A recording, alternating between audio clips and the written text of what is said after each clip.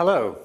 This presentation will focus on the testing, evaluation and teaching of special groups. Firstly, we should say that regardless of which teaching situation you find yourself in terms of in a school, in a language centre, or teaching young learners or adults or whatever, you will always be involved in some way or other in some form of testing or evaluation. Those tests may include things that are done internally for the school, including such things as homework, course unit tests, maybe half-year exams, certainly end-of-year exams, and you may also be involved in the testing for external tests, such as preparation for IELTS and other such examinations. So let's have a look first of all at the more common types of test that take place.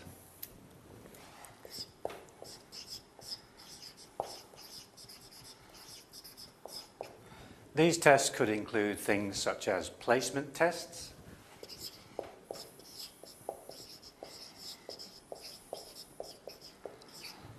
what are called diagnostic tests,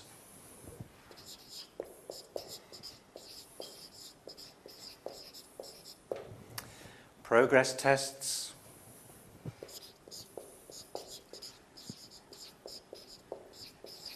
many different forms of practice tests, and finally,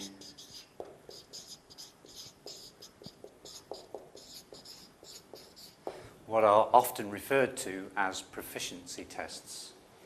So what we'll do is we'll take each of these in turn and have a look at some of the more common detail relating to each. So our first type of test is called the placement test. Often they're also called level tests.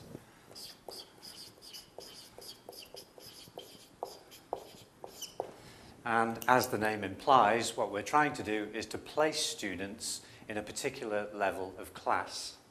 Some of the more common features of these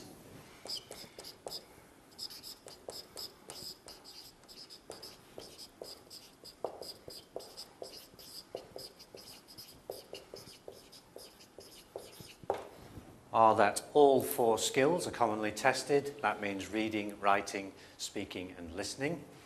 And they tend to be what's called progressive.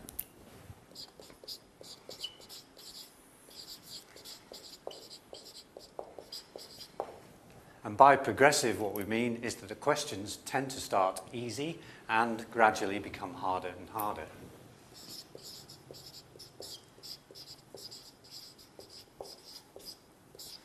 That means that not all students will get to the end of the test, and how far they actually get will determine the actual level of the students. If we take a speaking test, for example, we might start off with some very simple things like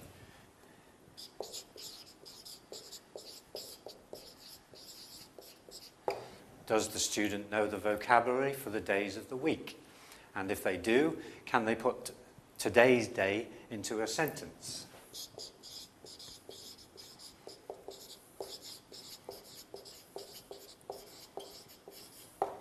So they may say something like, okay, today is Wednesday.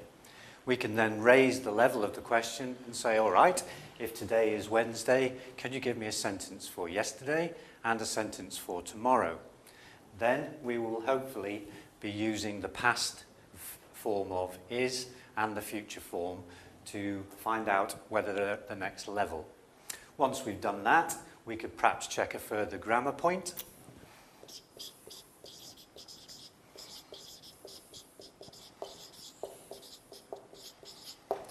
We could say something like, okay, if I am eating rice, could you tell me what tense this is? If they're able to identify that tense as the present continuous, then can they actually identify each of the parts of speech within that question? If so, we could then give them another sentence of a different tense, for example, present perfect.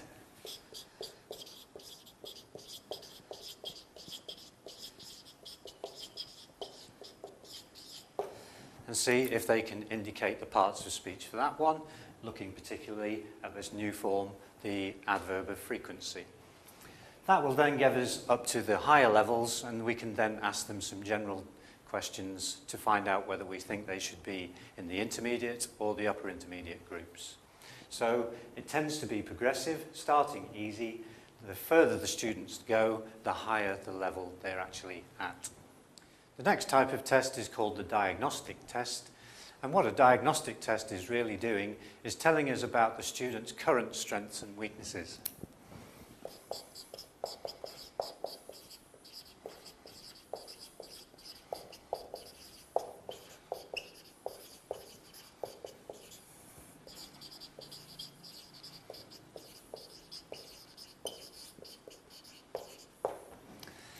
A diagnostic test can also give us some indication of the student's aptitude and tell us something about whether or not they're going to be able to learn a particular type of material.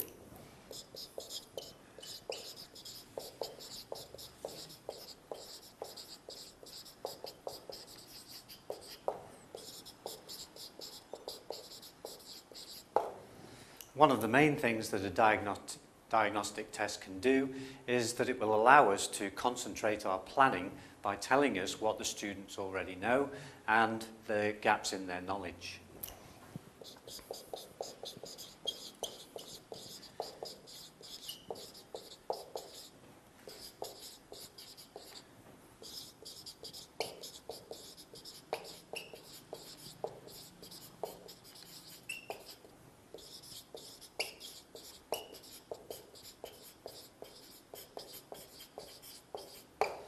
So a diagnostic test is very, very useful for the teacher in terms of the curriculum plan.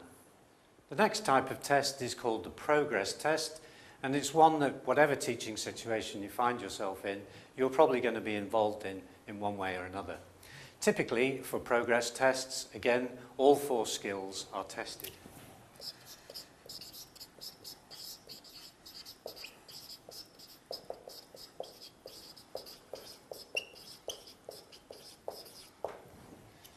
This type of test is often required by the school or the language centre that you're working in, and even so by the parents, to show that learning has taken place.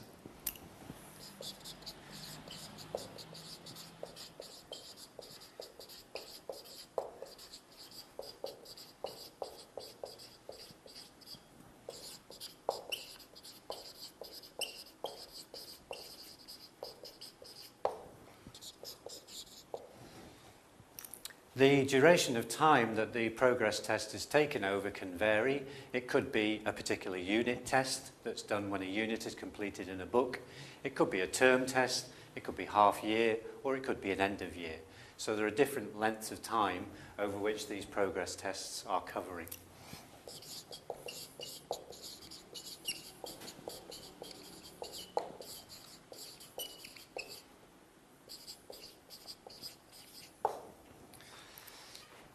The progress test can be a very, very useful test for the teacher because quite often it will indicate from the whole class if there are any areas that they're struggling with, and it tells us that we need to cover that particular area of the curriculum again.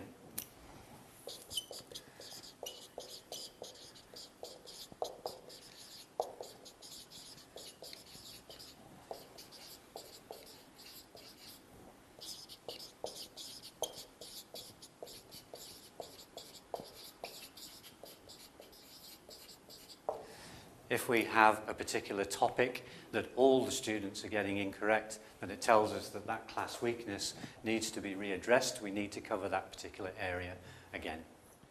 The practice test is any type of test that will cover any of the other tests that we've already mentioned. So they're used basically for revision purposes.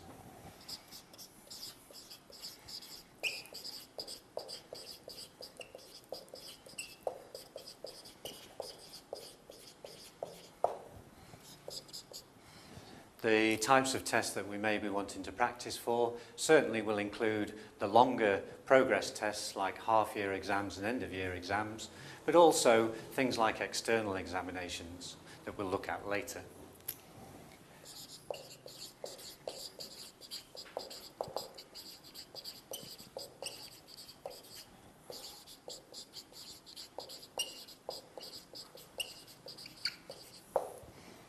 As they are practice tests, what we should ensure with each of these is that the practice test follows as near as possible the actual test that it's being used to practice for.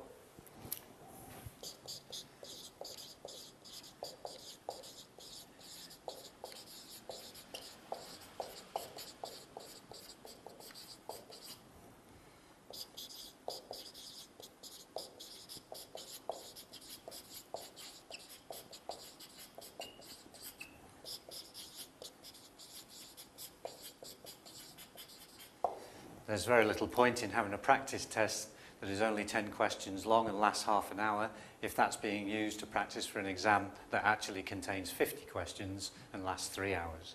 So try to make your practice test as near to the style and content of the actual thing you're practicing for.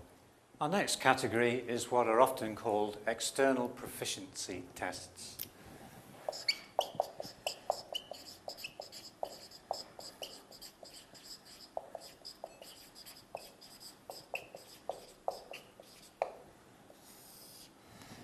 Within these types of tests, there are 3 general categories, and we could label those categories as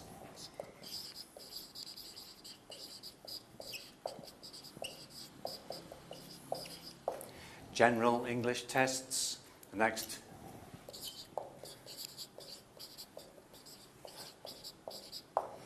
business tests or business English, and the final category, academic.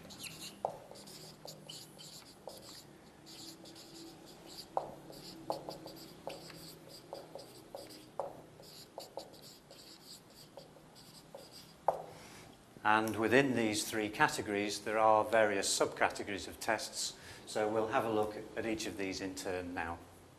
So our first main category was called General English, and there are a number of organisations or companies that offer these types of exams.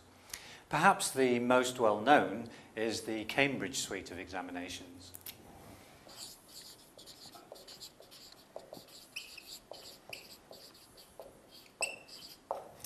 And within the Cambridge suite, there are 5 different examinations at 5 different levels.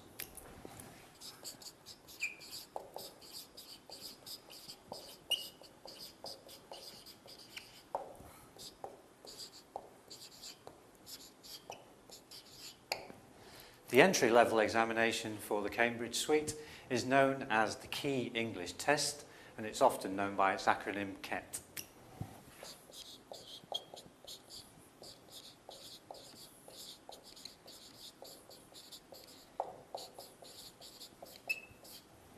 This is actually an entry-level examination, and both this and the next test are really used to show that people are ready for the 3rd level of the Cambridge test.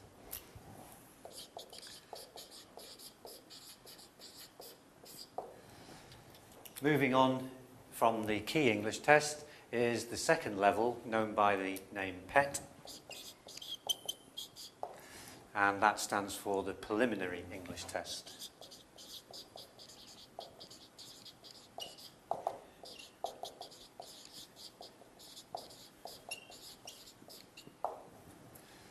Again, these 2, as we've mentioned, are entry-level exams, and in terms of the 5 levels that we often have in a school, in terms of starter, elementary, then pre-intermediate, these 2 exams would cover the starter elementary level within a school, getting us up to perhaps the pre-intermediate level at the very most. The next level examination is given the name the FCE, and this is known as the First Certificate in English.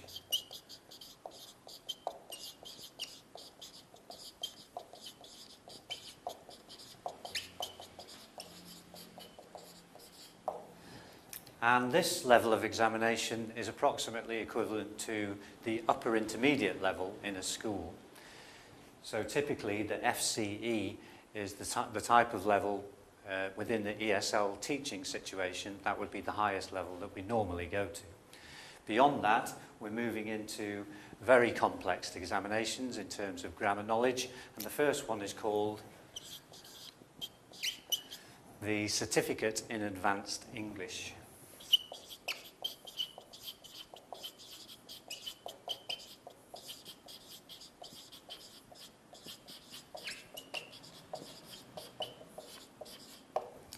Most native speakers who've not studied formal grammar, and indeed perhaps most teachers of ESL, would find this examination extremely difficult. However, having said that, that's still not the highest level of examination that's offered. The final level is called the CPE.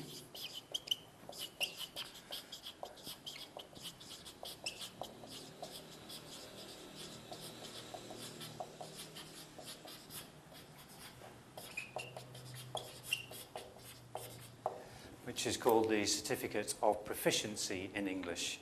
Rather ironic, perhaps, that it's called the Certificate of Proficiency when it's the highest level of exam that you can take. So the Cambridge Suite offering 5 different levels of examination. One point to consider with these exams is that if you're ever given a teaching situation where you're expected to prepare students for either level 4 or level 5, you need to be very careful about that because it will involve a lot of work for you to do above the level of a normal ESL certificate. There are other types of examinations other than the Cambridge that offer these sorts of things. Perhaps one of the best well known is given the name CELS, which is the Certificate in English Language Skills. So a number of examinations at this level. Our next main category is that of business exams. And again, perhaps the most well-known example of this is the TOEIC.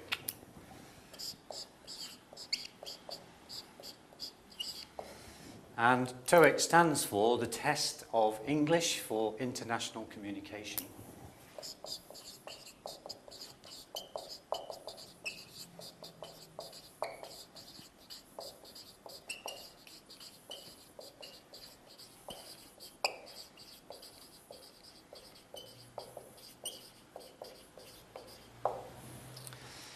In terms of the exam itself, it covers all 4 skills.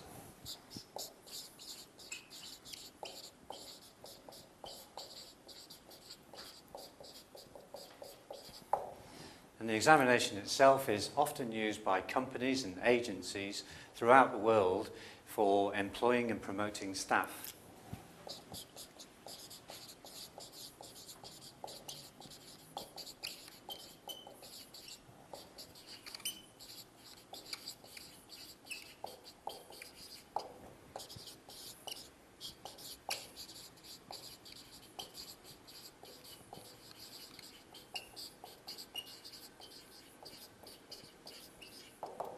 So by doing the TOEIC examination, you're showing that your English level is at a particular level that's needed within a company or agency for a particular type of job. Some universities will also accept the TOEIC as an entry-level examination.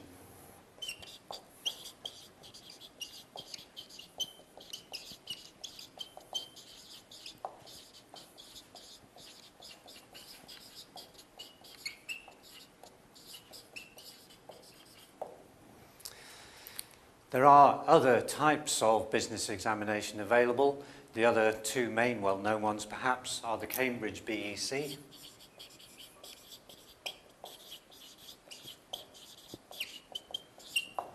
and that one is the Cambridge Business English Certificate. This particular examination has 3 levels and those 3 levels are given the name of Preliminary, Vantage and Higher.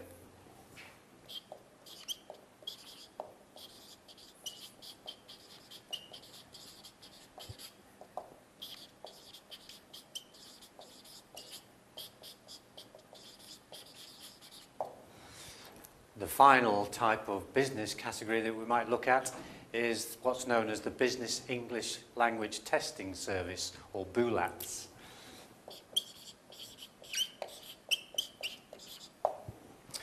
And the BULATS is mainly used within companies themselves to show a particular level of business English knowledge. Our next main category is that of academic English. And here, perhaps the 2 best known exams are those of the TOEFL and the IELTS.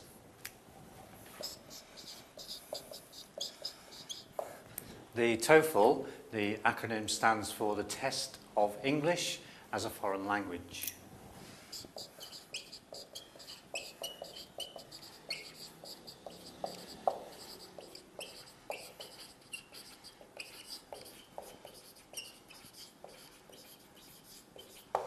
And some of the main features of this particular examination is that it's used by universities, particularly in the US, to check that students from a different country have a high enough level of English to enter into a normal US academic program.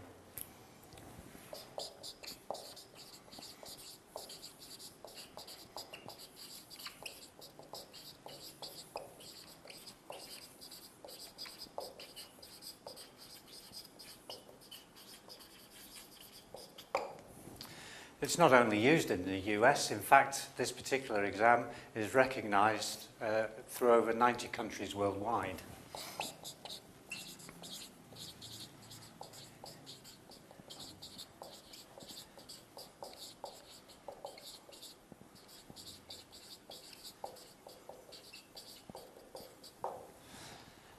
And you don't get a particular grade with this type of examination. What they do is they test all the skills and you then get a cumulative score. There are two ways in which the examination can be taken.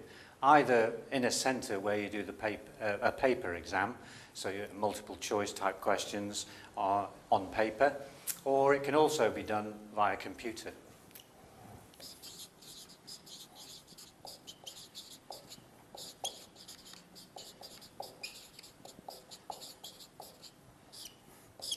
And generally, the levels that the universities are looking for depend on which type of test you are doing. For the paper test, very often the score level has to be above 450. Whereas on the computerized version of the exam, they're looking for a score of at least 135. The tests actually cover the same things, be it on paper or the computer version. It's just a different method of marking. The second major academic English exam is that of the IELTS.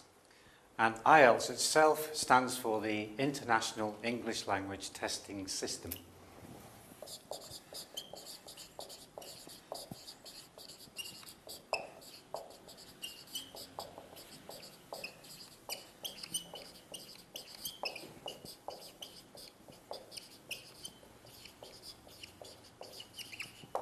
It's a very similar exam to that of the TEFL.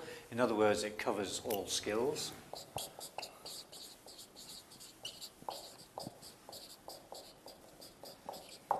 And again, it's used by universities, so it's recognised by universities as an entry-level exam.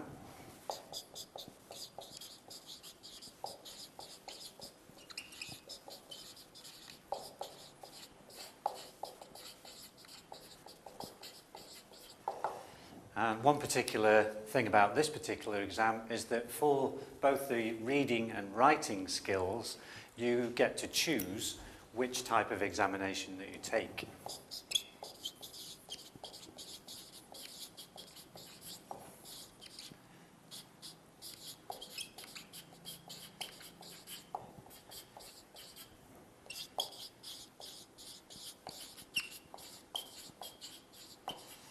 So within the reading and writing examinations, you can choose to do either an academic exam or a more general option.